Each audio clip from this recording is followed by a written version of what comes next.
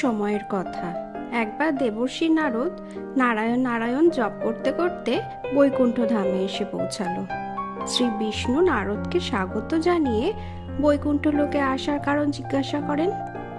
নারদ মুনি প্রভু শ্রী বিষ্ণুকে প্রণাম করে বললেন, হে প্রভু, আপনি আমার প্রণাম স্বীকার করুন।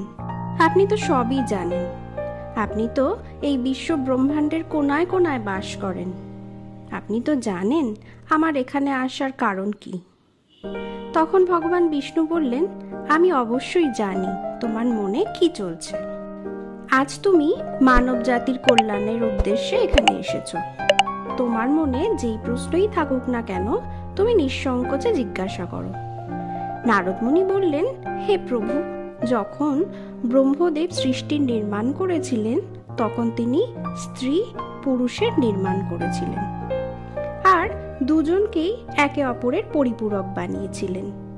কিন্তু হে প্রভু, কিন্নর মানবের কিভাবে উৎপত্তি হলো, যার ফলে তারা না পূর্ণরূপে স্ত্রী না পূর্ণরূপে পুরুষ? তখন ভগবান শ্রী বিষ্ণু বললেন, হে নারদ, তোমার এই প্রশ্নের উত্তর মহারাজ সুদ্বিগ্নর কথায় লুকিয়ে আছে। তখন নারদ মুনি প্রভু শ্রী বিষ্ণুকে জিজ্ঞাসা করলেন, হে প্রভু, মহারাজ সুদ্বিগ্ন কে ছিলেন? কি কারণে তার এইরকম দশা? কৃপা করে আমাকে সবিস্তারে বর্ণনা করুন।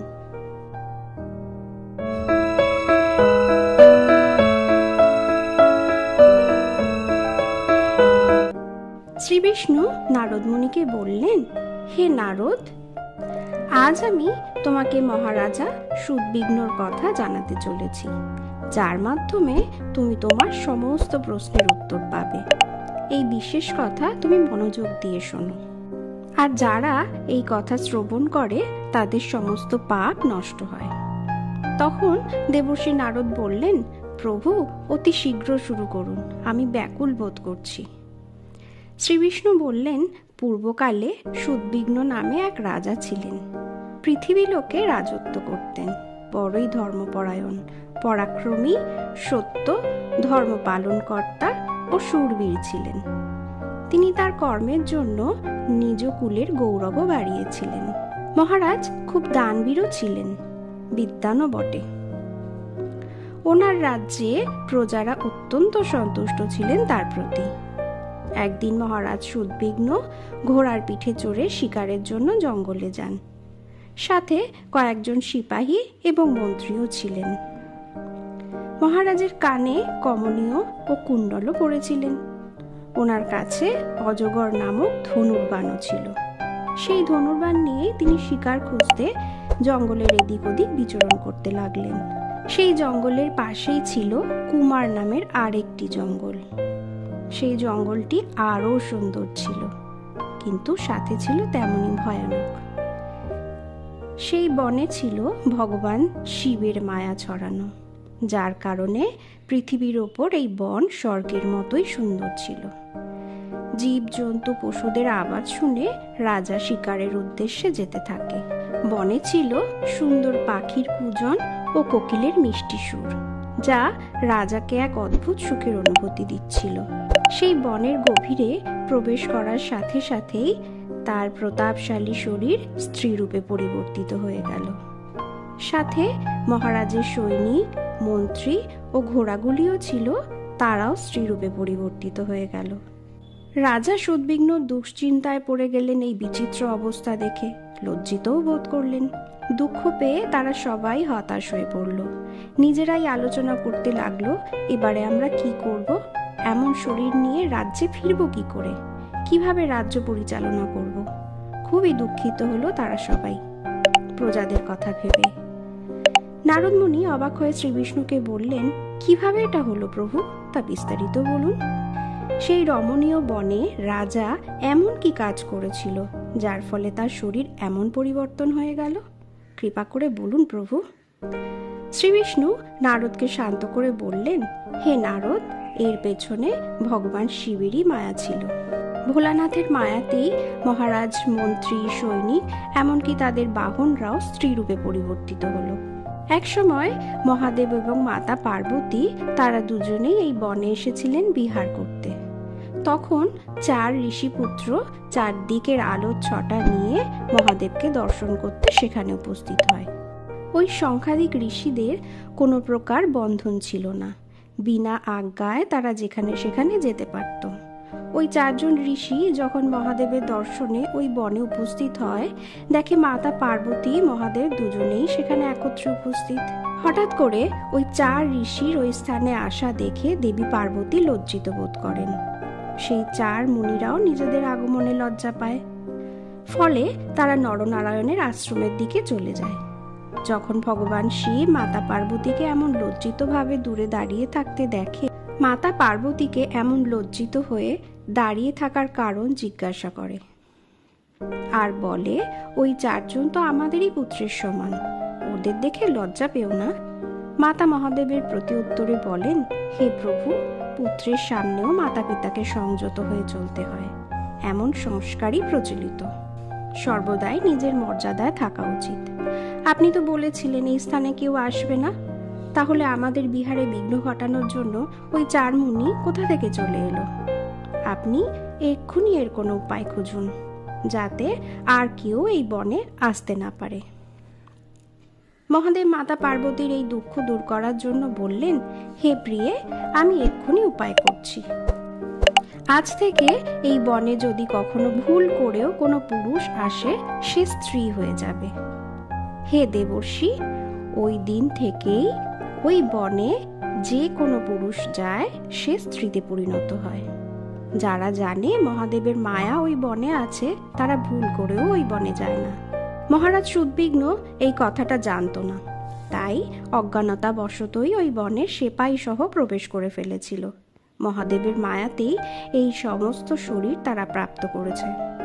স্ত্রীরূপ হওয়ার জন্য রাজা, মন্ত্রী, সেপাই আর কেউই রাজ্যে ফিরে যায়নি। তারা ওই বনেই থাকতে শুরু করে। স্ত্রীরূপে আসার কারণেই তাদের নাম হয় ইলা। এইভাবেই মহারাজ ইলা রূপে পরিবর্তিত হয়ে ওই বনের এদিক ওদিক ঘুরতে থাকে। একদিন তারা সবাই একটি সুন্দর জলাশয়ের সামনে সময় যাপন করছিল। ঠিক সেই সময় চন্দ্রদেব পুত্র বুদ্ধ সেদিক দিয়েই যাচ্ছিল। অনেক স্ত্রীদের এমনভাবে খেলা করতে দেখে এবং ইলাকে দেখে চাঁদের পুত্র বুদ্ধ মোহিত হয়ে পড়েন। সুন্দর স্থান ও সুন্দর স্ত্রী দেখে বুদ্ধ মন্ত্রমুগ্ধ হয়ে পড়ে। তখনই ইলাকে পাওয়ার জন্য ব্যাকুল হয়ে ওঠে। ইলাও বুদ্ধের সুন্দর রূপ দেখে মুগ্ধ হয়। তখন তারা মনে মনে নিজেকে পতি রূপে পাওয়ার জন্য ব্যাকুল হয়ে ওঠে। ইলা ও বুদ্ধের বিবাহ সম্পন্ন হয় এবং পুনর্বা নামে এক পুত্র সন্তানের জন্ম দেয় ইলা। পরে এই পুনর্বাই চক্রবর্তী সম্রাট নামে পরিণত হয়। পুত্রের জন্ম দেবার পর ইলা ওই বনেই থাকতে শুরু করলো। তারপর একদিন ইলা তার পুরুষ রূপের কথা ভেবে ঋষি বশিষ্ঠকে স্মরণ করতে লাগলো। বশিষ্ঠ ভক্তের ডাকে সাড়া দিয়ে ইলাকে দর্শন দিল ওই স্থানে। ঋষি বশিষ্ঠ ইলার দুঃখিত মনের কারণ জেনে ইলাকে বলল, হে দেবী, হয়তো আপনি জানেন না এই বনে মহাদেবের মায়া ছড়ানো আছে। শিবের মায়াতেই যদি কোনো পুরুষ এই বনে প্রবেশ করে, তবে সে পুরুষত্ব হারিয়ে স্ত্রীরূপে পরিবর্তিত হবে। এই কারণেই আপনি স্ত্রী শরীর প্রাপ্ত করেছেন। ইলা মুনিকে প্রণাম করে বলল, মুনিবর, আপনি আমাকে আমার পূর্বরূপ ফিরিয়ে দিন। আমাকে ছাড়া আমার প্রজারা অত্যন্ত কষ্টে আছে। ঋষি ইলার রূপী রাজার এমন অনুরোধ কিছুতেই ছাড়তে পারল না। ঋষি বললেন, আপনি খুবই প্রজাবৎসল, অনেক কল্যাণকারী কাজ করেছেন, তাই আমি আপনার রূপ ফিরে পেতে মহাদেবের তপস্যা করে আপনার সহায়তা করব। বশিষ্ঠ ঋষি ওই স্থানেই সবার কল্যাণের জন্য মহাদেবের আরাধনায় বসলেন। ভগবান শিব ঋষি বশিষ্ঠের আরাধনায় তুষ্ট হয়ে দর্শন দিলেন। মহাদেব মনোবাঞ্ছিত বর প্রার্থনা করতে বললেন। ঋষি বললেন, হে প্রভু, আপনার দর্শনে আমার ব্রত সফল হয়েছে। হে ভোলানাথ, আমার শিষ্য সুদ্বিগ্ন পুনরায় পুরুষ রূপ ফিরিয়ে দিন। মহাদেব বললেন, হে মুনিবর, আমার মায়াতেই রাজা সুদ্বিগ্ন নারী রূপ প্রাপ্ত হয়েছেন।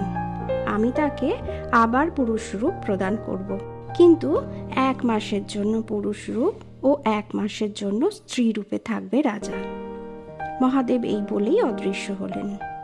এই প্রকারে বশিষ্ঠ মুনির কৃপায়, মহাদেবের কৃপায় রাজা 1 মাস পুরুষ ও 1 মাস স্ত্রী রূপ ফিরে পেতেন। পুরুষ রূপ পেলে রাজা রাজ্যে ফিরে যেতেন, সুখপূর্বক রাজ্য শাসন করতেন। আবার স্ত্রী রূপের সময় হলে বনে ফিরে যেতেন। মহারাজের এমন বিচিত্র ব্যবহারে প্রজারাও খুব বিরক্তি হয়ে ওঠে। আগের মতো মহারাজকে আর সম্মান করত না প্রজারা। ইলা দেখে তার পুত্র যুবক হয়ে উঠেছে, পুনর্বার এখন রাজ্য শাসনে সমর্থ।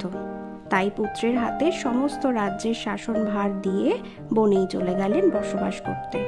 সেখানে গিয়ে মহারাজা ইলা শরীরেই তপস্যা করতে থাকেন। অবশেষে দেবী পার্বতীর উপাসনায় দেবীকে তুষ্ট করে জগৎ জননী মাতা পার্বতীর আবির্ভাবে দেবী স্তুতি করে নিজের শরীর থেকে মুক্ত করার আবেদন করলেন। মাতা পার্বতীর আশীর্বাদে ইলা নারী শরীর থেকে মুক্তি পেয়ে পরম পদ প্রাপ্ত করলেন। মহারাজের সাথে যারা এসেছিলেন তারা সবাই কিন্নর হয়েই সুমেরু পর্বতের নিকটে বসবাস করতে লাগলেন। তাদের থেকেই কিন্নর প্রজাতির উৎপত্তি হয়েছে। এই প্রকারে দেবর্ষি নারদকে শ্রী বিষ্ণু কিন্নর উৎপত্তি সম্পর্কে বলেছিলেন। কেমন লাগলো বন্ধুরা? তা অবশ্যই কমেন্টসের মাধ্যমে জানাবেন। তথ্যগুলি যদি ভালো লেগে থাকে লাইক, শেয়ার, সাবস্ক্রাইব করে মিটস উইথ গডলির পাশে থাকবেন।